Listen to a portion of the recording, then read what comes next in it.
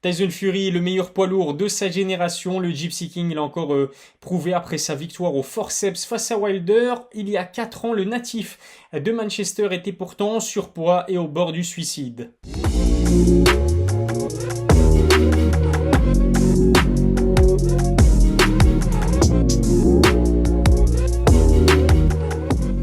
Salut à tous, c'est Ilyes, on se retrouve aujourd'hui pour une nouvelle vidéo. Je me suis enfin remis de mes émotions après cette trilogie entre Fury et Wilder. Les deux hommes nous ont vraiment gratifié d'une performance tout simplement légendaire. Si vous n'avez pas encore vu mon débrief à chaud quelques minutes après la fin du combat, il s'affiche en haut à droite de l'écran. Dans cette vidéo, je vous propose de revenir sur le comeback de Tyson Fury et puis sa victoire face à Wilder. Une victoire acquise d'ailleurs la veille de la journée mondiale pour la santé mentale. Tout un symbole quand on connaît les épreuves qu'a dû affronter Tyson Fury pour revenir au plus haut niveau. Abonnez-vous à ma chaîne YouTube, activez la cloche pour recevoir les notifications et puis lâchez un petit pouce bleu si le sujet de cette vidéo vous plaît. Je vous invite également à me donner votre top 3 des meilleurs boxeurs poids lourds de l'histoire. Je suis vraiment curieux de voir si Tyson Fury s'y retrouve. L'une des meilleures trilogies de l'histoire de la boxe, Tyson Fury et Deontay Wilder nous ont gratifié d'un spectacle exceptionnel ces dernières années. Aucun des 3 combats qu'ils ont livrés n'a été décevant ou ennuyant, loin de là. Mais le 3e et dernier épisode de la saga est selon moi le plus divertissant d'entre tous. Tyson Fury comme Deontay Wilder ont montré pourquoi ils faisaient partie des meilleurs heavyweights de notre génération.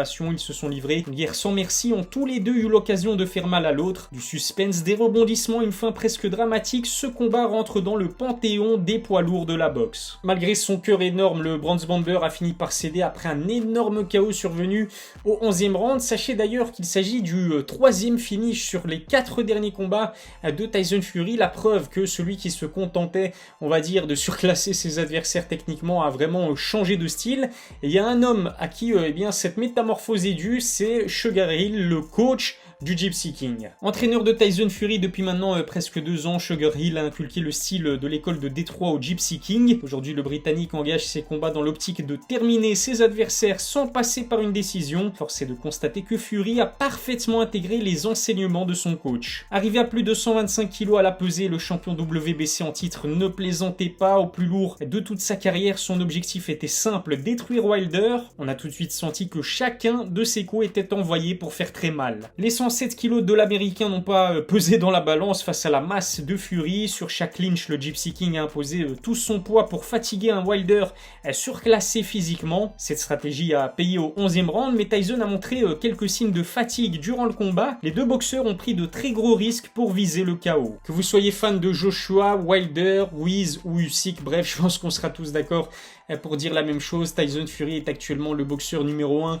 de sa catégorie. Gigantesque, solide, intelligent, mobile, nombreuses sont ses qualités. Capable de changer de style et toujours invaincu, il est avec Canelo le visage de la boxe aujourd'hui. Si Tyson Fury est la star qu'il est devenu, ce n'est pas seulement grâce à ses qualités sur un ring à l'image d'un Mohamed Ali. Il est passé maître dans l'art du trash talk. Il fait partie de ces boxeurs capables de promouvoir un combat en conférence de presse et en interview. Sa franchise et son humour en font un personnage haut en couleur. Revoir Tyson Fury performer au très haut niveau de la boxe, c'est complètement fou quand on connaît justement les épreuves qu'il a dû traverser. Vous vous en rappelez certainement, mais après avoir dérobé toutes les ceintures de Klitschko en 2015, il a tout simplement sombré, dépressif, en surpoids, accro aux drogues. Tyson Fury était à 2 doigts de mettre fin à ses jours. Tyson Fury en a parlé chez Joe Rogan, son but ultime a toujours été de détrôner Vladimir Klitschko. Une fois son rêve atteint, sa motivation pour la boxe a complètement disparu. Il a trouvé refuge dans l'alcool, la drogue et la nourriture. En quelques mois, il a quasiment atteint les 200 kilos, un point normal même pour un homme de sa taille. En 2016, au bord de sa Ferrari, il raconte avoir songé à se suicider. Le Gypsy King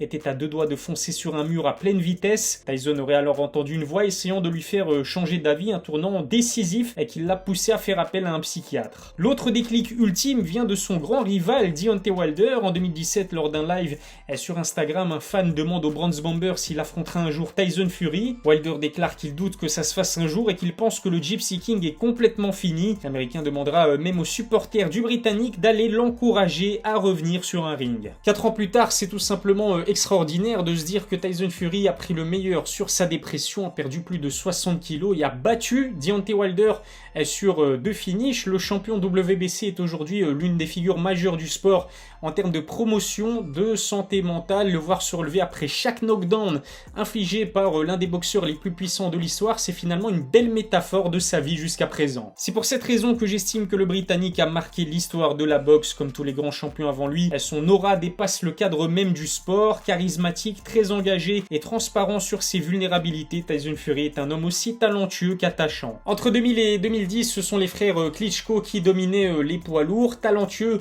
mais peu divertissants. C'est vrai que leur style et leur personnalité ont contribué à endormir la catégorie reine de la boxe. Avec Fury, Wilder et Joshua, les fans du noblard peuvent aujourd'hui s'estimer heureux. Les Britanniques et Wilder ont fait en sorte de redonner de l'intérêt au heavyweight, la personnalité de Tyson Fury, la superstar qui est Anthony Joshua et puis la droite dévastatrice du Bronze Bomber ont été décisives. La rivalité exacerbée entre les boxeurs du Royaume-Uni et les tempéraments bien trempés d'un White, Chisora ou Hay a fait vraiment beaucoup de bien à la catégorie reine du noblard. Reste à savoir maintenant qui sera le prochain adversaire d'un Tyson Fury, seul rescapé invaincu du dragon à 3 têtes. Usyk et Joshua devraient s'affronter dans les prochains mois comme c'était prévu initialement. Le Gypsy King pourrait alors affronter le vainqueur de ce duel. Il a en tout cas mérité de se reposer auprès des siens après ces 2 guerres consécutives face au Bronze Bomber. Abonnez-vous à ma chaîne, activez la cloche pour recevoir les notifications et puis lâchez un petit pouce bleu si vous avez kiffé la vidéo. Je vous remercie de m'avoir suivi, je vous dis à très vite pour une nouvelle vidéo. D'ici là, prenez soin de vous.